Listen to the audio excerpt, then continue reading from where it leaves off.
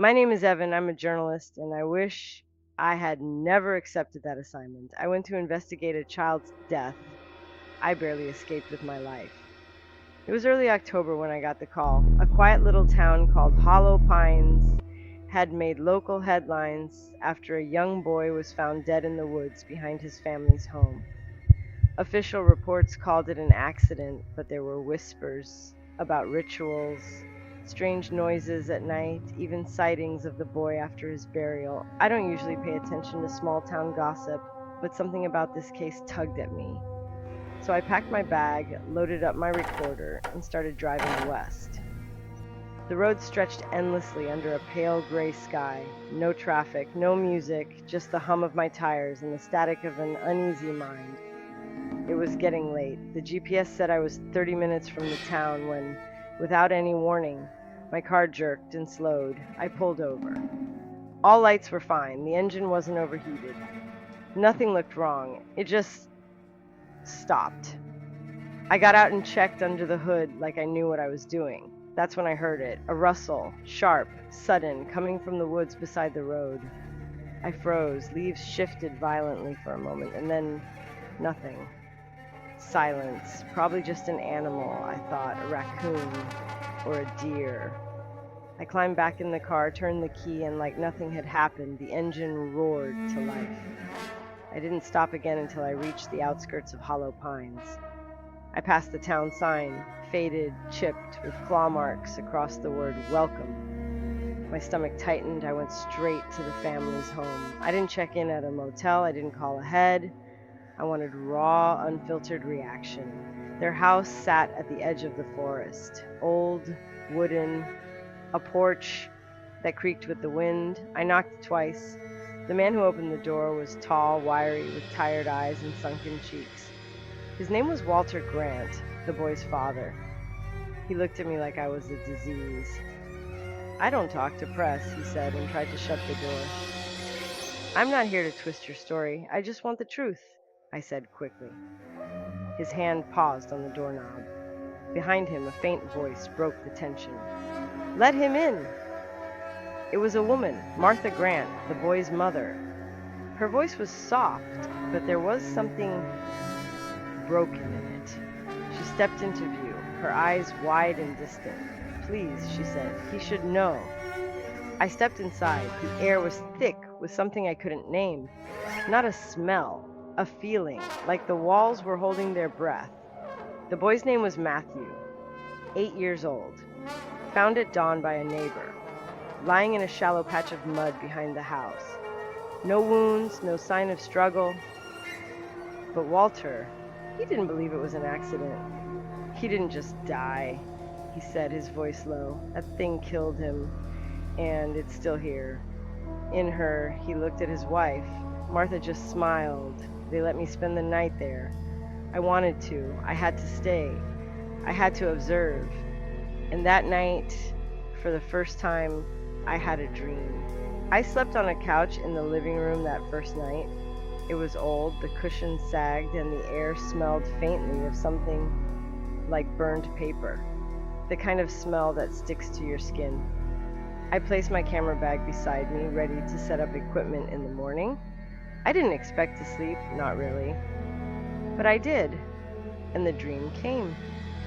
It wasn't like other dreams. I was standing in the woods, barefoot. The trees were taller than they should have been, twisting up into blackness like they never ended. Fog clung to the ground like it was alive. I heard laughter, a child's voice. It was high-pitched, echoing. I turned in every direction, but saw no one. Then I looked down. There were handprints in the dirt, tiny, muddy handprints leading away from me. I followed them. Each step made my skin colder. And then I saw him, a boy standing with his back turned, dressed in a pale blue jacket, his hair matted, his head tilted slightly as if listening. I opened my mouth to call out, but no sound came. I reached for him. He turned around, his eyes were gone, just black pits, and his mouth opened wide enough to split his cheeks. He screamed. I woke up choking, gasping for air. Sunlight was bleeding through the stained curtains. I sat up, heart pounding. I checked my camera. Nothing had moved. But I still felt watched. At breakfast, I asked Walter about the night Matthew died. He didn't say much. He just pointed to the woods behind the house. He was found there, face down, no blood, just gone. Martha was humming to herself in the kitchen. She looked so normal, so peaceful. Until I asked her about Matthew. She turned to me, smiling in a way that didn't fit her face. "He still comes home sometimes," she said softly. "He knocks on my window when I'm asleep. I keep it open for him." Walter slammed his cup onto the table. "Stop it, Martha!" She didn't flinch. She just kept smiling. That's when I knew. There was something wrong here. Something beneath the surface. The boy wasn't just dead. His death had left a hole in this house, and something else had crawled inside it. I asked if I could stay longer, install a few cameras. Walter refused at first. He said it was dangerous, that I'd regret it. "He's not here anymore," he said. "But it is, and it lives in her now." Martha laughed, a soft, breathy sound that made my stomach tighten. I stayed anyway. I set up cameras in the hallway, the bedroom, and outside by the woods. Walter wouldn't speak to me after that. He stayed in the garage most of the day. But Martha, she showed me Matthew's room. It hadn't changed, toys still neatly placed, a calendar still flipped to the month he died. "I hear him playing at night," she said, running her fingers across the dusty bookshelf. "Sometimes he asked me to sing that night. I crawled into my sleeping bag with a microphone clipped to my collar. Everything was ready. And yet I couldn't shake the dream. The eyes, the scream. I fell asleep anyway. And that's when it really began." The house was silent by midnight. I lay on the couch, eyes closed but awake. Outside, the wind hissed through the trees. The cameras recorded steadily, red lights blinking. Everything felt on edge, like the walls themselves were holding their breath. And then a creak. Floorboards in the hallway. I held my breath. Another step. I checked the monitor. Nothing. Empty halls. No movement. I turned up the audio feed from the hallway camera. Nothing but static and the occasional hum of the refrigerator. But I knew I'd heard something. I closed my eyes again. Maybe I was just tired. That's when the dream came. Only this time I wasn't standing. I was lying in bed. Except it wasn't the couch, and it wasn't that house. I was in a child's bedroom, pale blue walls, stars painted on the ceiling. I couldn't move. I felt paralyzed. Only my eyes could shift. I saw him again, Matthew, sitting at the edge of the bed, his back to me. "I'm cold," he whispered. I tried to speak, but my lips wouldn't move. "I'm cold, but she won't let me leave." Suddenly the room shifted, the colors bled, the stars on the ceiling began to spin, and Matthew turned around slowly. His mouth was stitched shut with black thread, his skin gray and bruised, and behind him stood his mother, eyes black, smiling. She placed her hand on his head and whispered, "He's mine now." I woke up gasping, soaked in sweat. My heart slammed in my chest like it was trying to escape. I looked at the monitor. Nothing. Everything was still. When I entered the kitchen, Martha was already there, humming again, making tea like nothing had happened. "You look tired," she said cheerfully. "Bad dreams?" I didn't respond. She set a cup in front of me. "Don't worry. They always pass after the third night." I stared at her. "What do you mean, they?" She smiled again, that same broken, eerie smile. Walter stormed in through the back door. He looked wild, red in the face. "You're still here," he barked. "What did I tell you? You think this is a joke? You think she's sane?" He pointed at Martha. "She killed him. Don't you see it? That thing inside her, it did it. And now it's watching you." Martha calmly sipped her tea, eyes distant. I didn't say a word. I just went to check the footage, and that's when I saw it. At 3:21 a.m., the hallway camera picked up movement. Martha, standing completely still, in the dark, facing the camera, not blinking, for 6 straight minutes. She didn't move an inch. Then suddenly she turned, walked down the hall and out the back door, into the woods. That night I stayed up, eyes locked on the screen. At 2:48 a.m., she appeared again. This time she didn't stop. She walked directly out of the house, barefoot, still in her nightgown, her hair flowing behind her like smoke. I grabbed my recorder and flashlight and followed. She moved like she was floating, out of the backyard, into the trees, straight toward the cemetery. I followed her through the woods in silence. The flashlight was off. I didn't need it. The moon was full, casting pale silver light through the tangled branches. She moved with purpose, barefoot across rocks, dirt, thorns, never flinching, never slowing. Then I saw it. The cemetery. Old iron gates, twisted and rusted with time. Most of the headstones were crumbling, names barely readable. But one stood out, new, clean.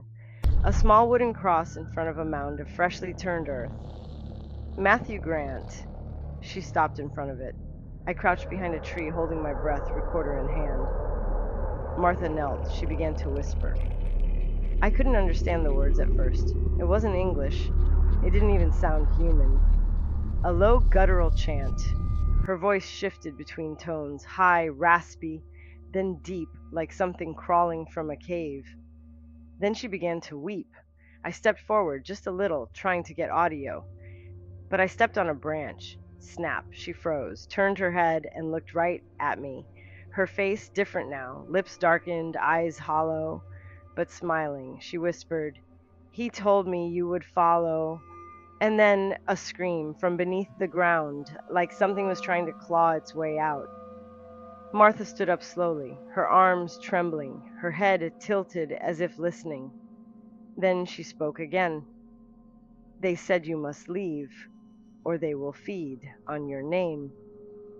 I ran. I turned and sprinted back through the trees, heart slamming, branches tearing at my arms. Behind me I could hear her, not running, floating. Her bare feet didn't make a sound, but the whispering, it followed me. My lungs burned, my vision blurred. The house came into view. I reached the front door, slammed it open, grabbed my keys. She was right behind me. I could hear her breath, her laugh. I jumped into my car, slammed the door shut, jammed the key in. She was already there, at the window, bloody hands smearing the glass, her face twisted into something inhuman. I floored the gas, the tires screamed, mud flew behind me, and she was gone, just like that. No trace, no sound, just the night swallowing itself.